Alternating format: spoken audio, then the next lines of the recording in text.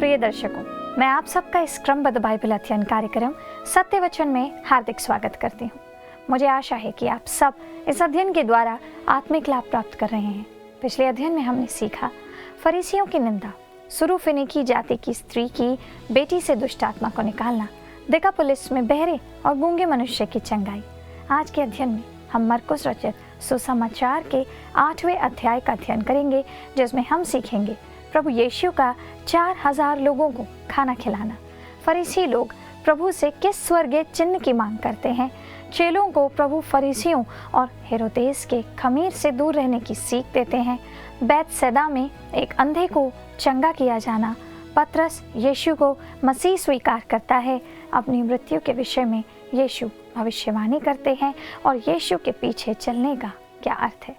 तो आइए परमेश्वर के दास के द्वारा इन सब गहरी बातों को जानें और समझें। प्रिय दर्शकों, यह कार्यक्रम पवित्र बाइबल की शिक्षाओं के आधार पर ईसाई समुदाय के लिए उनके विश्वास को मजबूत करने और आध्यात्मिक विकास को बढ़ावा देने के लिए तैयार किया गया है। हमारा उद्देश्य किसी अन्य धर्म, पंथ, मत या विश्वास के लोगों की आलोचना करना, उनका विरोध करना या उन्हें नीचा दिखाना नहीं है।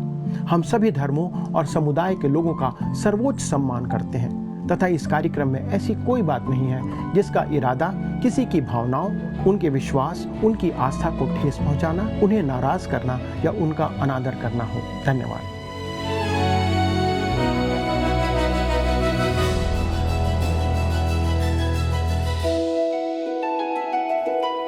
प्रिय दर्शकों, आप सभी को जय मसीह की और प्रेम भरा नमस्कार तथा आज के सत्य वचन अध्ययन में आपका पुनः स्वागत है। हम इन दिनों मरकुस के सुसमाचार पर अध्ययन कर रहे हैं और आज हम 8वें अध्याय से अपने मनन को आरंभ करेंगे। दोस्तों, हम इन विषयों को देखेंगे जो कि हमने अभी सुना है। दोस्तों, आज अध्याय 8 के विषय वस्तु भी कार्य करने पर बल देते हैं। यीशु दिकापुलिस के सागर तट पर जनसमूह को भोजन कराते हैं, जिसमें करीब 4000 पुरुष थे। यीशु जो कुछ कर रहे थे वह रोमियों के लिए एक महत्वपूर्ण बात थी और वह हमारे लिए भी महत्वपूर्ण है। क्या प्रभु यीशु मसीह अधिक से अधिक लोगों को बचा पाने में सक्षम रहे? दोस्तों, क्या वह एक काम कर सकते थे जो कि जिसके लिए भेजे गए थे? वह परमेश्वर यहोवा का एक सेवक के रूप में होकर आया। दोस्तों, हम देखेंगे कि वह यह काम कर सकता है जिस काम के लिए प्रभु यीशु मसीह को भेजा गया था। इस अध्याय में हम देखते हैं कि वह बहुत अधिक यात्रा करता है।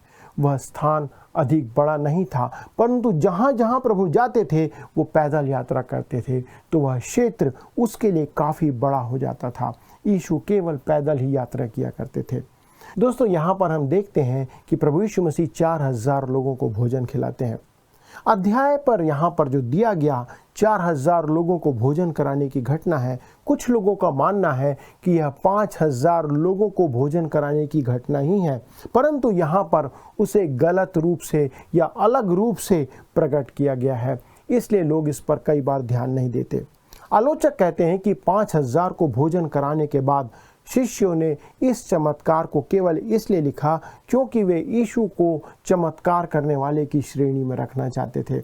अतः यदि यह सच है तो यह आश्चर्य कर्म पहले से अधिक महान होना चाहिए था दोस्तों, परंतु अब वे 4000 के स्थान पर 10,000 को कह सकते थे, क्योंकि वे अब यदि बढ़ा चढ़ा करके कहना चाहते तो उसमें 4000 की जगह 10,000 कह सकते थे। जब कोई कहानी बनाता है तो वह उसे बढ़ा चढ़ा करके कहता है, परंतु यहाँ पर ऐसा नहीं है। भीड़ को भोजन कराने के इन दोनों चमत्कारों में अनेक समानताएं देखने को मिलती हैं, परंतु यहाँ पर असमानताएं भी देखने को मिलती है। प्रभु ने हजारों को भोजन कराया, पहले 5000 तब 4000 को, परंतु मैं आपके साथ उसके 7 अंतरों को यहाँ पर बांटना चाहता हूँ। पहली बात, पहली घटना में जनसमूह एक ही दिन प्रभु यीशु मसीह के साथ था, परंतु दूसरी घटना में वे 3 दिन से उसके साथ थे। पहली घटना में यीशु ने शिष्यों से कहा था कि वे पता लगाएं कि उनके पास भोजन है कि नहीं, परंतु दूसरी घटना में वे जानते थे कि किसके पास कितना भोजन है। तीसरी बात, पहली घटना में 5 रोटी और 2 मछलियां थी, जबकि दूसरी घटना में 7 रोटियां और कुछ मछलियां कहा गया है। चौथी बात, पहली घटना फसह के निकट हुई थी, जब उन्हें घास पर पाती पाती बैठाया गया था, परंतु दूसरी घटना के समय घास सूख गई थी और जनसमूह सूखी भूमि पर बैठा था। पांचवी बात, पहली घटना में प्रभु यीशु मसीह ने रोटी को आशीष दी थी, जबकि दूसरी घटना में प्रभु पहले रोटी के लिए धन्यवाद देते हैं और फिर मछलियों को आशीष देते हैं। छठवीं बात, 5000 को भोजन कराने के बाद 12 टोकरियां बची हुई रोटी उठाई गई थी, परंतु 4000 को भोजन कराने के बाद 7 टोकरे रोटियां उठाई गई थी। और सातवीं और अंतिम बात, दोनों घटनाओं में संख्या का अंतर है, एक तरफ 5000 है और दूसरी तरफ 4000।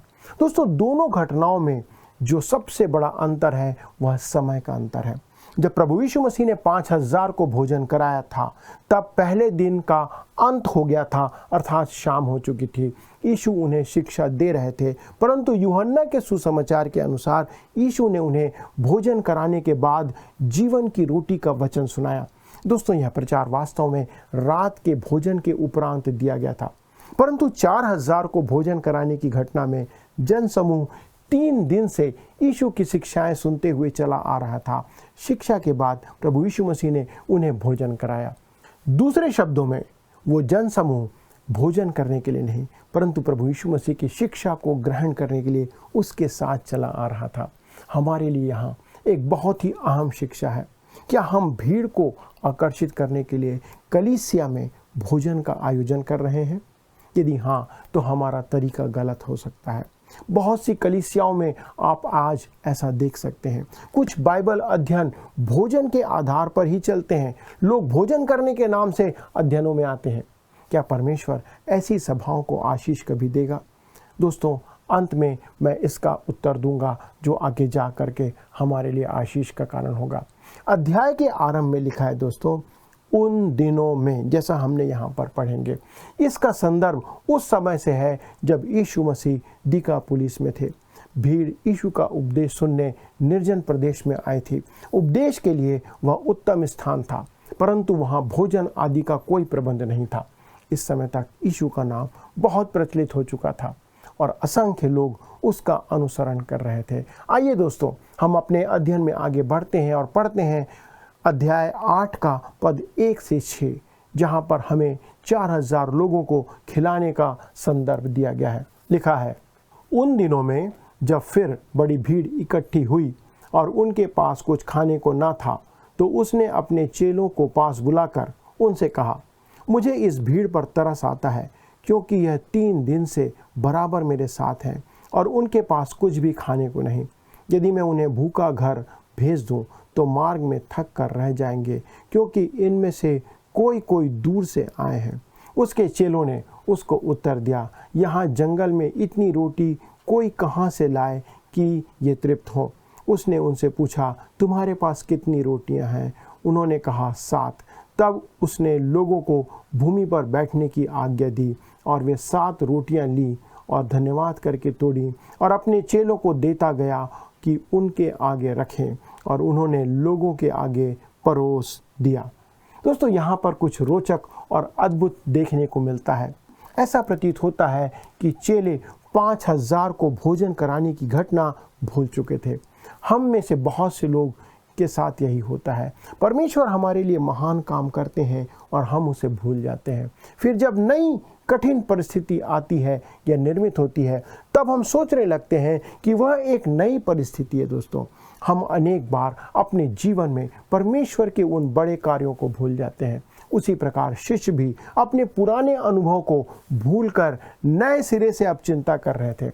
ऐसा लगता है कि शिष्य पहले से ही भीड़ में खो चुके थे, क्योंकि वे जानते थे कि उनके पास कितना भोजन है।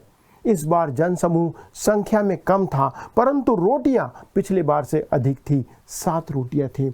उस विशाल जनसमूह के लिए 7 रोटियां कुछ नहीं थी। इस बार रोटियां किसके पास से आई थी, इसकी कोई जानकारी हमें नहीं दी गई है, परंतु इसका प्रतिफल अवश्य मिलेगा। इसके बाद हम देखते हैं कि उन्हें भूमि पर बैठाया गया, परंतु 5000 के लोगों के समय उन्हें घास पर बैठाया गया था।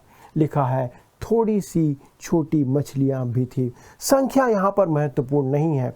जब परमेश्वर साथ होता है, तब सदा आवश्यकता से अधिक हमारे पास होता है।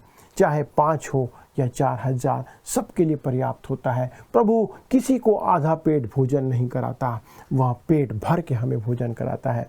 यदि हम प्रत्येक पुरुष के साथ एक स्त्री और एक बच्चे की भी गणना करते हैं तो कुल करीब 12,000 से अधिक लोग वहां पर थे। तब आगे पद 7 में हम जैसा पढ़ते हैं, लिखा हुआ है, उनके पास थोड़ी सी छोटी मछलियां भी थी। उसने धन्यवाद करके उन्हें भी लोगों के आगे रखने की आज्ञा दी।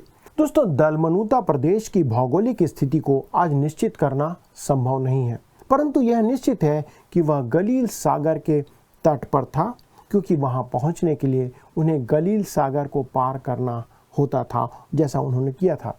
इसका अर्थ ये होता है कि वे पश्चिम की ओर नाव से आए थे, और इस बात से स्पष्ट है कि यह उत्तर पश्चिम तट पर वे लोग उतरे थे। यहाँ भी यीशु से ईर्ष्या करने वाले लोगों को आप देख सकते हैं, और जो उसे नष्ट करने के लिए उसके पीछे लगे हुए थे। तब आइए हम देखते हैं, पद 11 से 15 में आते हैं, जहाँ पर हमें खमीर की व्याख्या पढ़ने को मिलती है। लिखा हुआ है, फिर फरीसी आकर उससे वाद विवाद करने लगे और उसे जांचने के लिए उससे कोई स्वर्गीय चिन्ह मांगा। उसने अपनी आत्मा में आह भर कर कहा, इस समय के लोग क्यों चिन्ह ढूंढते हैं? मैं तुमसे सच कहता हूँ कि इस समय के लोगों को कोई चिन्ह नहीं दिया जाएगा। और वह उन्हें छोड़कर फिर नाव पर चढ़ गया और पार चला गया। चेले रोटी लेना भूल गए थे और नाव में उनके पास एक ही रोटी थी। उसने उन्हें चिताया, देखो, फरीसियों के खमीर और हेरोदेस के खमीर से चौकस रहो। दोस्तों, धर्मशास्त्र बाइबल में खमीर बुरी या दुष्ट शिक्षा का प्रतीक है, गलत शिक्षा का प्रतीक है। उसका संदर्भ सुसमाचार से कहीं भी सुसमाचार या बाइबल के अंदर नहीं है। आज सबसे अधिक भ्रमित करने वाली शिक्षा यह दी जाती है कि बहुत से लोग मत्ती 13 अध्याय के पद 33 की व्याख्या में खमीर को सुसमाचार की संज्ञा दे देते हैं, जिसमें किसी स्त्री ने 3 पसेरी आटा में खमीर को मिलाया। दोस्तों, इस दृष्टांत में भोजन सुसमाचार का प्रतीक है, खमीर गलत शिक्षा का प्रतीक है जो उसमें मिलाया गया। खमीर भोजन को स्वादिष्ट बनाने के लिए उपयोग किया जाता है या मिलाया जाता है। उदारवाद वास्तव में क्या है दोस्तों? यही बात है। जिस प्रकार मनुष्य को प्रसन्न करने के लिए आटे में खमीर मिलाया जाता है या उसे स्वादिष्ट बनाने के लिए खमीर मिलाया जाता है, उसी प्रकार मनुष्य को प्रसन्न करने के लिए सुसमाचार में, परमेश्वर के वचन में झूठी शिक्षा को मिला दिया जाता है। यही है खमीर मिलाया जाना। आज बहुत से पास्टर और प्रचारक चर्च के लोगों को खुश करने के लिए ऐसा करते देखे जाते हैं। वे खमीर वाली रोटी पसंद करते हैं क्योंकि उसमें स्वाद होता है, वो खाने में अच्छी लगती है, और लोगों को बढ़ा चढ़ाकर सुसमाचार सुनाया जाना भी बहुत अच्छा लगता है। यीशु उन्हें चेतावनी दे रहे थे कि फरीसियों के और हेरोदेस की शिक्षा से दूर रहो, सावधान रहो। तब पद 18 में हम पढ़ते हैं, आगे लिखा हुआ है, क्या आंखें रहते हुए भी नहीं देखते और कान रखते हुए भी नहीं सुनते, और क्या तुम्हें स्मरण नहीं? दोस्तों, ऐसे लोग भी हैं जो वर्षों से बाइबल अध्ययन करते आ रहे हैं, परंतु वे इन शिक्षाओं को या इन शिष्यों की नाई उनके कान से सुन नहीं पाते हैं, समझ नहीं पाते हैं, और उसके बावजूद भी वे वचन में बने हुए कहते हैं, अपने आप को सोचते हैं कि वो वचन पर चल रहे हैं। तब हम पद 19 से 21 में पढ़ते हैं, लिखा है कि जब मैंने 5000 के लिए 5 रोटियां तोड़ी थी तो तुमने टुकड़ों की कितनी टोकरियां भरकर उठाई? उन्होंने उससे कहा, 12 टोकरियां। और जब 4000 के लिए 7 रोटियां थी तो तुमने टुकड़ों के कितने टोकरे भरकर उठाए थे? उन्होंने उससे कहा, 7 टोकरे। उसने उनसे कहा, क्या तुम अब तक नहीं समझे? दोस्तों, परमेश्वर का वचन जीवन की रोटी है, क्योंकि बाइबल ऐसा प्रकट करती है। हमें वचन द्वारा पोषण प्राप्त करना है और झूठी शिक्षाओं से सावधान रहना है, क्योंकि बाइबल हमें यही सिखाती है। यही शिक्षा प्रभु यहाँ पर दे रहे थे। तब हम पद 22 में आते हैं, जहाँ पर हमें एक दृष्टिहीन व्यक्ति को बैतसैदा में चंगा करने का यहाँ पर चमत्कार देखने को मिलता है। लिखा है पद 22 में, वे बैतसैदा में आए और लोग एक अंधे को उसके पास ले आए और उससे विनती की कि उसको छुए। दोस्तों यह एक और उल्लेखनीय चमत्कार है। यीशु ने उनकी याचना सुनी और उसे नगर से बाहर ले गए। थूक में औषधि गुण नहीं होता है, इस बात को भी ध्यान रखिए। फिर भी यीशु ने उसके विश्वास को बढ़ाने के लिए ऐसा किया। आइए हम इसमें से आत्मिक सच्चाई को देखते हैं जो यहाँ पर परमेश्वर का वचन सिखाता है। पद 23 से 26 में आगे लिखा हुआ है, वह उस अंधे का हाथ पकड़कर उसे गांव के बाहर ले गया और उसकी आंखों में थूक कर उस पर हाथ रखे और उससे पूछा, क्या तू कुछ देखता है? उसने आंख उठाकर कहा, मैं मनुष्यों को देखता हूँ, वे मुझे चलते हुए पेड़ों जैसे दिखाई देते हैं। तब उसने दोबारा उसकी आंखों पर हाथ रखे और अंधे ने ध्यान से देखा। वह चंगा हो गया और सब कुछ साफ साफ देखने लगा। उसने उसे यह कहकर घर भेजा, इस गांव के भीतर पांव भी ना रखना। मित्रों, मत्ती 11 अध्याय के पद 21 के अनुसार बैतसैदा के इस स्थान पर पहले ही दंड की घोषणा की जा चुकी थी। इस आश्चर्य कर में ध्यान देने योग्य कुछ बात है जिनका हम अवलोकन करेंगे। यीशु ने ऐसा क्यों किया? क्या वह इस मनुष्य की आंखें वैसे नहीं खोल सकता था जैसा उसने अन्य दृष्टिहीनों के साथ किया था? इसके द्वारा उस पुरुष और हमारे लिए शिक्षा प्रदान की गई है। आइए कुछ बातों को देखते हैं। दोस्तों, इसमें हमें इस प्रक्रिया में 3 चरण देखने को मिलते हैं। पहला है अंधापन। दोस्तों, हम सब आत्मिक तौर पर अंधे हैं। उस दृष्टिहीन व्यक्ति की नाई हम सब इस बात को कह सकते हैं, मैं अंधा था और अब देखता हूँ, परंतु उसे धुंधला दिख रहा था।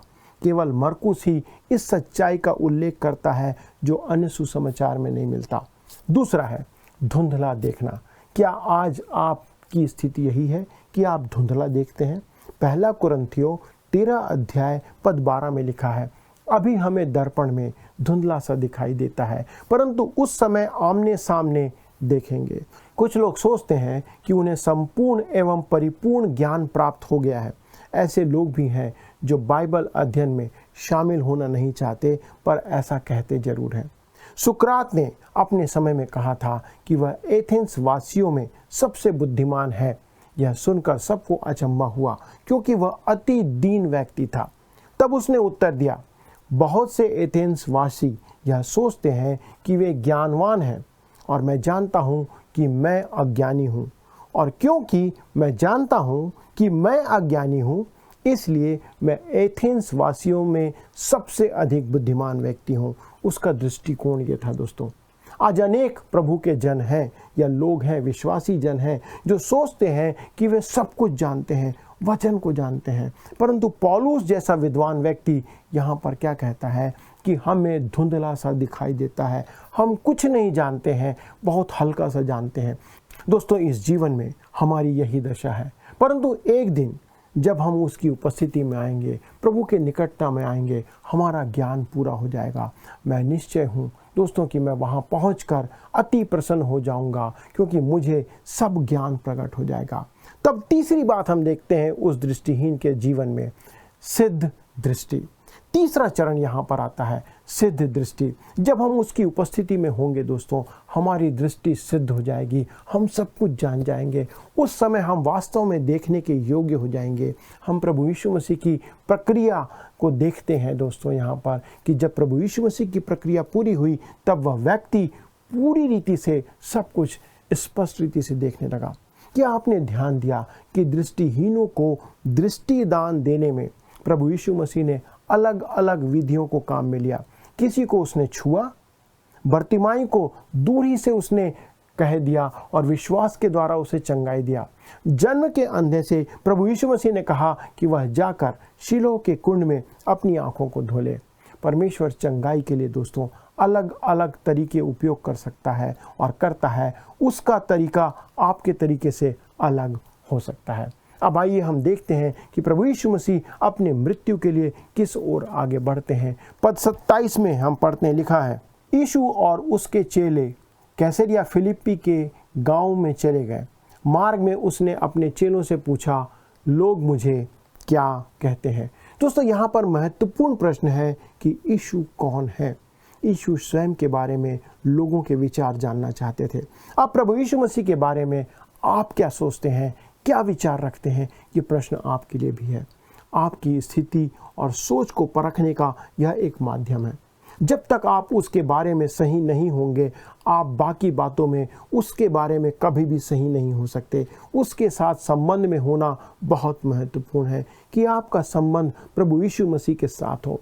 दोस्तों, यदि आप मानचित्र या मैप में देखेंगे तो आप पाएंगे कि 3 कैसरिया हैं।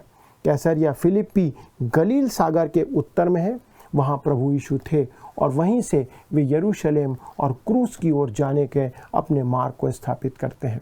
तब पद 28 और 29 में हम आते हैं, जहाँ पर लिखा हुआ है, उन्होंने उत्तर दिया, यूहन्ना बपतिस्मा देने वाला, पर कोई कोई एलिया और कोई कोई भविष्यवक्ताओं में से एक भी कहते हैं। उसने उनसे पूछा, परंतु तुम मुझे क्या कहते हो? पतरस ने उसको उत्तर दिया, तू मसीह है। दोस्तों, यीशु के सेवा कार्य के प्रथम चरण में शिष्यों की यह अंतिम परीक्षा थी जो यहाँ पर दी गई है। प्रभु अभी क्रूस से 6 महीने दूर थे, अर्थात 6 महीने बाद प्रभु यीशु मसीह का क्रूसीकरण होने जा रहा था। दोस्तों, पतरस द्वारा कही गई यह सबसे सर्वोत्तम बात है जो उसने कहा। उसने सबकी ओर से उत्तर दिया था। मरकुस पतरस के अंगीकार का केवल एक भाग ही यहाँ पर प्रकट करता और बताता है। उसका नाम अर्थात मसीह नहीं, यीशु है, इस बात को कहता है। मसीह यीशु की पदवी है, इस बात को ध्यान रखिए। उसका नाम यीशु है और वो मसीहा है। इब्रानी में मसीह का अर्थ होता है अभिषिक्त जन, जो हमारे लिए अभिषेक का कारण है। दोस्तों, यह उपाधि पुरानी नियम में सबसे गहरे अर्थ को समाहित करती है और प्रकट करती है। इसमें मसीह की परिपूर्णता प्रकट की गई है, जो कि आपको मीका 5 अध्याय के पद 2 में, यशायाह 7 अध्याय के पद 14 में, भजन संहिता 2 अध्याय के पद 2 में, भजन संहिता 45 के पद 6 और 7 में, मलाकी के 3 अध्याय के पद 1 में पढ़ने को मिलेगा। आप कृपया इसे पढ़िएगा। दोस्तों, यहाँ पर दिया गया है कि प्रभु यीशु मसीह परमेश्वर को प्रकट करने आए थे। तब पद 30 में हम पढ़ते हैं, लिखा है, तब उसने उन्हें चिताकर कहा कि मेरे विषय में यह किसी से ना कहना। प्रभु ने ऐसा क्यों कहा? क्योंकि उन्हें सुसमाचार की घटना के पूरा होने तक ठहरना था, इंतजार करना था। पद 31 में आगे पढ़ते हैं, तब वह उन्हें सिखाने लगा कि मनुष्य के पुत्र के लिए अवश्य है कि वह बहुत दुख उठाए और पुरनिये और प्रधान याजक और शास्त्री उसे तुच्छ समझकर मार डाले और वह 3 दिन के बाद जी उठे। प्रभु यीशु मसीह ने अपने छुटकारे के कार्य से अलग होकर अपने व्यक्तित्व का पूर्ण प्रकाशन नहीं किया। उद्धार इस बात पर निर्भर करता है कि वह कौन है और उसने क्या किया है। शिष्यों के परीक्षण का अंतिम चरण यहाँ से आरंभ होता है। कैसरिया फिलिप्पी में प्रभु ने पहली बार अपने शिष्यों को क्रूस के बारे में इस बात को प्रकट किया। पद 32 में हम पढ़ते हैं, लिखा हुआ है, उसने यह बात उनसे साफ साफ कह दी। इस पर पतरस उसे अलग ले जाकर झिड़कने लगा। मित्रों, यहाँ पर चेले उसकी मृत्यु को स्वीकार करने के लिए तैयार नहीं थे। पतरस ने यह बड़ी ही अशुभ बात जो थी यहाँ पर कहा। तब पद 33 में हम पढ़ते, लिखा है, परंतु उसने फिरकर अपने चेलों की ओर देखा और पतरस को झिड़क कर कहा, हे शैतान, मेरे सामने से दूर हो, क्योंकि तू परमेश्वर की बातों पर नहीं परंतु मनुष्य की बातों पर मन लगाता है। मित्रों, प्रभु इस कथन को शैतान से जोड़ते हैं क्योंकि वह प्रभु की मृत्यु नहीं चाहता था, उसे मृत्यु से रोक रहा था। तब आइए हम आगे पढ़ते हैं पद 38 में। यहाँ पर प्रभु यीशु के पीछे चलने का अर्थ बताया गया है।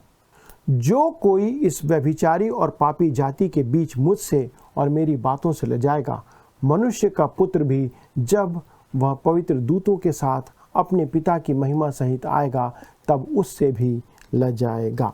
दोस्तों, प्रभु अपने छुटकारे के कार्य से अलग होकर अपने मनुष्यत्व को प्रकट नहीं करते हैं। पतरस के अंगीकार के बाद चेलों ने वास्तव में उन्हें पहचान लिया था कि वो कौन है। तब प्रभु ने तुरंत उनसे कहा, जैसा मरकुस 8 अध्याय के पद 31 में हमने पढ़ा था, मनुष्य के पुत्र के लिए अवश्य है कि वह बहुत दुख उठाए और पुरनीय और प्रधान याजक और शास्त्री उसे तुच्छ समझकर मार डाले और वह 3 दिन के बाद जी उठे। और फिर वे वह अंश देते हैं जिसका हमने उदाहरण यहाँ पर दिया था। दोस्तों, यहाँ उद्धार की कोई शर्त नहीं रखी गई है, बल्कि उन लोगों की स्थिति बताई गई है जो उद्धार पाए हुए हैं कि वे कैसे हैं। यही वह बात है जिसके बारे में प्रभु यहाँ पर कह रहे हैं। इसलिए जो कोई मेरी बातों से लज्जित होगा। दोस्तों, आज आप किस प्रकार के मसीही हैं? क्या आप उनमें से हैं जो उसे स्वीकार करते हैं, उसकी सेवा करते हैं और उसे महिमा देने का प्रयास करते हैं? मेरे मित्रों, इन दिनों में जिनमें हम आज जी रहे हैं, यह बहुत महत्वपूर्ण है। आइए दोस्तों, हम जीवन भर परमेश्वर को महिमा देते रहें, उससे प्रार्थना करते रहें, क्योंकि वही हमें जीवन देता है। मित्रों, मेरा निवेदन है कि यदि आपके पास इस अध्ययन के संदर्भ में कोई प्रश्न है तो कृपया फ़ोन के द्वारा हमसे संपर्क करें। अगले प्रसारण में इस अध्ययन को हम आगे बढ़ाएंगे और जानेंगे कि इसके आगे प्रभु यीशु मसीह और क्या शिक्षाएं देते हैं। तब तक परमेश्वर का अनुग्रह आप पर, आपके पूरे परिवार पर बना रहे। प्रभु आपको आशीष दे। प्रियो, उद्धार की कोई शर्त नहीं रखी गई है। ये सच बात है प्रियो कि उद्धार के लिए मनुष्य क्या क्या नहीं करता, परंतु वास्तव में क्या हमारे कोई भी कार्य प्रभु के सामने हमें पवित्र करके खड़ा कर सकते हैं? वचन हमें सिखाता है कि हमारे कार्य परमेश्वर के सामने मैले चिथड़ों के समान हैं और हमें पवित्र नहीं कर सकते। सिर्फ और सिर्फ प्रभु यीशु का लहू है जो हमें पवित्र करके परमेश्वर के सामने जाने दे सकता है और उसी से हमारा उद्धार प्राप्त हो सकता है। और यही बात हमें सबको समझनी है कि उद्धार के लिए सिर्फ प्रभु यीशु को अपना उद्धारकर्ता मानना है और कोई कार्य करने की आवश्यकता नहीं है। आइए अब हम प्रश्नों को देखें। पिछले प्रश्न क्रमांक 148 का उत्तर है ऑप्शन बी, फरीसी। इजरायलियों में से फरीसी लोग व्यवस्था का कट्टर पालन करने वाले थे। आज के अध्ययन क्रमांक 149 पर आधारित प्रश्न है, किस स्थान में प्रभु यीशु मसीह ने पहली बार अपने शिष्यों से क्रूस की मृत्यु के बारे में कहा था? ए, यरूशलेम, बी, कफरनहूम, सी, नासरत या डी, कैसर या फिलिपी।